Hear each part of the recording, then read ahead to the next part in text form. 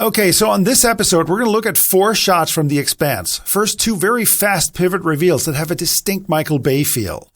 Then we'll look at a pivot reveal so slow that you can cover a whole scene with it. And then at the end, we'll look at one of the most amazing techniques to add instant class to people walking. This is Hot Moves. Okay, so the first shot is a quick and hot little camera move that reminds me of Michael Bay. It's a little bit campy and draws attention to the technique, which was something that I complained about in another episode. But I feel the opposite way here because it's an action sequence, and I think it's cool to use in-your-face camera work.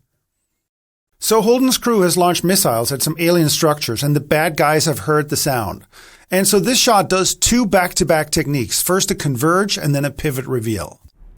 So here we go. First a converge, and then a pivot reveal. That is an awesome shot. And then it does the exact same thing on Holden right afterwards. We'll come back to that. So the converge is just a straight converge that ends with Burn Gorman in the right side of the frame.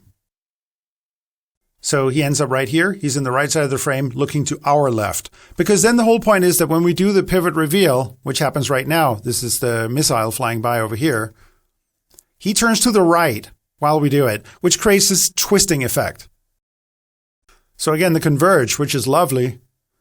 Notice that he ends up in the right side of the frame, looking left, and then the missile comes. So we do the pivot reveal. He twists in the opposite side of the camera move and then looks to the right. And then here's the missile. VFX-wise, you could do this even on a low budget. The hard part is actually executing the camera move because we have to hit a bunch of marks. We have to hit focus marks, and then here we have to go to the left. We have to keep the framing. So we're doing this take a couple of times, but the visual effect itself is not that difficult. We just have to basically leave a gap in the frame, then either probably a 3D track or maybe even an old school 2D track, a 3D missile, 3D particle system, and that's it. So the hardest part of this shot is actually the live action part of it. Okay, and then there's Holden's version, which comes right afterwards. So 2 almost identical shots back to back.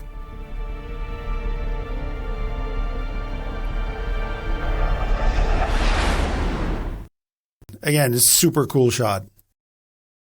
Okay, and over in Shot Designer, it starts over his left shoulder. Then we go all the way around, I think down on the keypad. Continue around. I just broke it in half for the animation. And then we open up with a visible gap in the right side of the frame.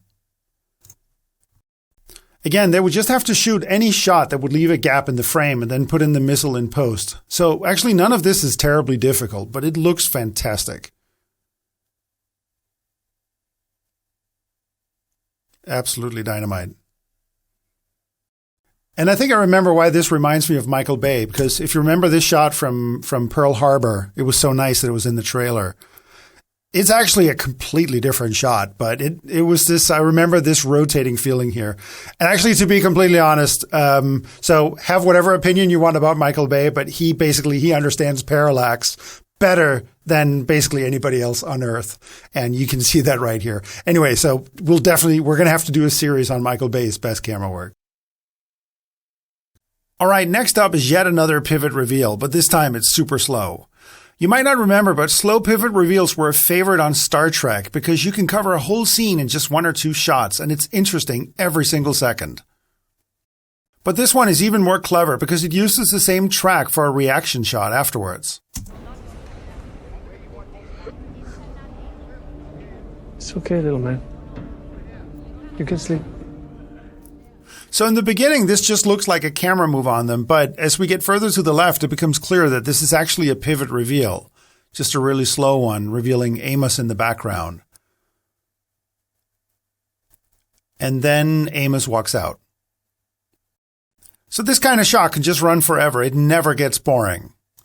We're tracking to the left, and we're keeping the red guy pinned in the frame, and that means that all the movement is in the background, and all the revealing happens in the background. So finally, we reveal Amos here. But then here comes the super clever part, because as Amos walks out, we just track back towards the red guy's eye line. And now this is a reaction shot that just gets more and more personal the closer we get to the eye line. So we're here where Amos walks out, and then we just start the track going back in the opposite direction. And it's the same track. And now we're just going closer and closer to the eye line. And it's such a lovely reaction shot. As usual, I need to point out the obvious danger of not having cutting options, though. Although, to be fair, we don't know if the director actually shot other angles. But especially for TV where you have to hit an episode length or commercial breaks, it's super risky to just have one long camera move and no real cutting options. And that's actually kind of the problem during the track back, because it's pretty short. I would personally have wanted to track closer to his eye line, but they are cutting out. And the reason is that if you only have one long move, then all you can do is cut some of the beginning or cutting some of the ending.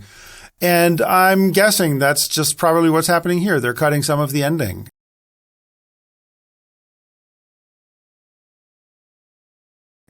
And finally, here's an amazingly effective move you should know for covering walking and talking.